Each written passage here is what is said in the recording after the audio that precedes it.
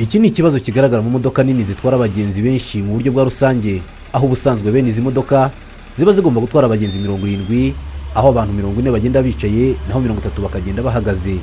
Mu masaha ya kumanywa aya mabwiriza yo kutarenza abantu 70 arubahirizwa, kuko muri gare zitandukanye twagezemo wasangaga nta kibazo gihari, ariko iyo bigeze mu masaha nimugoroba guhera saa 11 ubwo abantu baba basubira mu macumbi yabo mu mujyi wa Kigali ahategerwa imodoka, uhasanga imirongo miremire, bwatangira kwira ibintu bigatangira guhindura isura.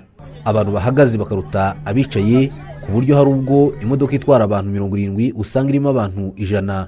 Ibintu bigaragazwa n'uburyo abantu baba babyigana, kugeza ubwo usanga hari abagenzi bicaye aho abagenzi baba bahagaze. Mu masaha y'umugoroba abagenzi bagenda mu modoka za rusange bavuga ko ibintu biba bitoroshye bitewe n'umubare mwinshi w'abantu baba bari muri izi modoka.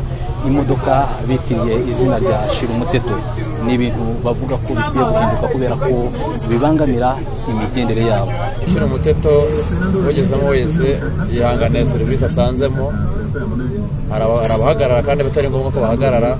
Nk'urugero hari nk'abagore batwite, hari igihe biba ngombwa bagahagarara babuze imyanya, hari abafite abana, hari igihe biba ngombwa bagahagarara.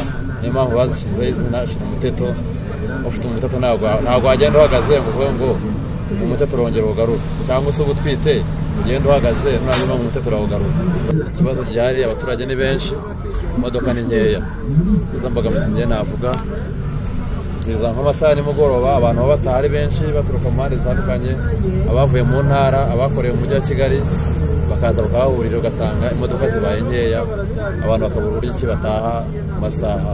Ikigaragara umuntu ugenze muri iyi bisi nta muteto aba afite, kubera ko kubyigana guhagarara, ikigaragara ubanza ariyo mpamvu bayise Shira Umuteto. Ni ukuvuga ngo ubundi izi modoka bazise Shira Umuteto, ni ukuvuga umuntu yigiyemo wese aba agomba kwihanganira kubyigana, kandi bavuga ko wenda umuntu ufite umuteto wenda urumva yakagombye gutega moto, ariko iyo winjiye muri iyi modoka waba uri umunyacyubahiro, waba ufite ikibazo kimeze gute, uba ugomba kuyigendamo kandi ukabyihanganira. Cyakora kugira ngo umuntu agenda atekanye, ndumva wenda habaho organization yuko bashobora kuba bakongera wenda imodoka zindi bitewe n'amarinye runaka, nko kuva Kimironko uza Nyabugogo haboneka abagenzi benshi cyane nimugoroba, ariko bongere nk'izindi modoka urumva abagenzi bagabanuka, wenda ikagitwara abagenzi bari mu rugero.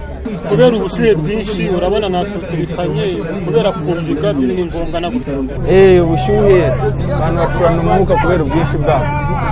Babihinduye wenda hakajya hajyemo abantu bahagaze ariko batari benshi cyane, byaba ari akarusho, byaba ari byiza. Abahagaze umubare w'abahagaze ni benshi. Umuyobozi w'agateganyo w'umujyi wa Kigali Busabizwa Parfait avuga ko hagiye gushyirwa imbaraga mu gukemura iki kibazo. Icya mbere ni uko dukorana n'abayobozi ba ziriya kampani za transport kugira ngo abakozi babo bubahirize amabwiriza, kuko amabwiriza arahari ababwira umubare batagomba kurenza, ariko ku bufatanye na RURA n'izindi nzego twashyizeho abagenzuzi baza kuva mu gitondo kugeza ninjoro kugira ngo bagende baturebera abatubahiriza ayo mabwiriza, ariko nanone n'ibihano, harimo n'ibihano kugira ngo abantu bacike kuri uyo mucyo mubi, kuko barabizi ni ukukurikiza gusa amabwiriza bariho. Tubibaza yuko nabyo tuzakomeza kubishyiramo imbaraga kugira ngo bigende bihinduka. Bene ubu bwoko bw'imodoka zitwara abagenzi benshi nizo zitezweho kugabanya ikibazo cy'ibura ry'imodoka mu masaha abantu baba bajya ku kazi no mu gihe baba bataha. Kwizera John Patrick, Televiziyo Rwanda, Kigali.